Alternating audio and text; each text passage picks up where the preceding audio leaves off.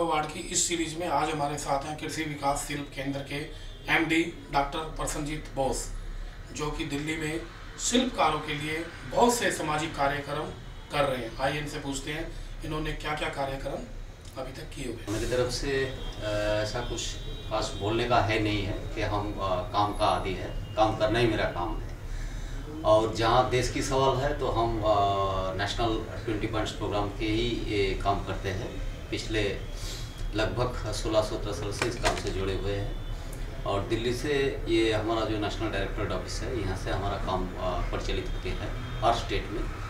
और जैसे बोले कि इंटरनेशनली लेवल का काम, जैसे AIDS day, international AIDS day, ये सारे काम तो हम लोग ऑर्गेनाइज करते हैं। जैसे अवेयरनेस पहुँचे हर एक आदमी के पास। एग्रीकल्चरल फील्ड में बहुत सारे वर्क चल रहा है, हमारा इनोवेटिव वर्क है एग्रीकल्चर डेवलपमेंट के लिए। जैसे हम लोग के पास अभी तो फिलहाल बहुत सारे सदमा के रूप से आते हैं कि हर एक स्टेट में बहुत सारे किसानों का देहांत भी होने लग गया है।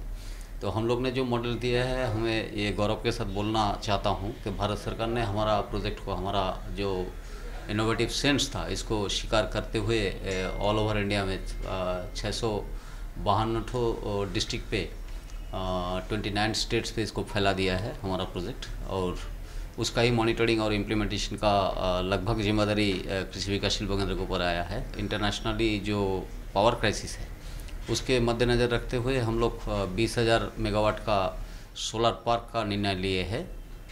ये 14-15 में निर्णय लिए है। और जापान ATS INC के साथ, जापान के साथ हमारे जॉइंट कोलाबोरेशन भी हो चुका है। और ये बहुत खुशी की बात है कि हमारे देश की प्रधानमंत्री जी ने इसको स्वीकार भी कर लिया है प्राइम मिनिस्टर ऑफिस से। और अगला कदम हमारा यही होगा कि देश में ये जो रिन्यूएबल एनर्जी है इसको अप्लीमेंट करें। ये तो बात आपके कारोबार की रही, आपकी संस्था की रही। आपका पर्सनल प्रोफाइल क्या है? मैं एक सीधा साधा आम नागरिक हूँ और चाहता हूँ कि इस देश में कुछ अच्छा काम करे और निशान रख जाए। दिल्ली में आपने जितने भी कार्यक्रम किए हैं, कितने सालों से आप लोग यहाँ काम कर रहे हैं? मेरा होते हुए तो 15 साल के ऊपर हो चुका है। और दिल्ली गवर्नमेंट के साथ भी हम बहुत ही करीब से जुड़ा हुआ हूँ। और दिल्ली गवर्नमेंट ने हम लोगों का ये नेशनल 20 पॉइंट्स प्रोग्राम का बहुत ही सहायता मिले हैं इन लोगों के साथ हम लोगों का।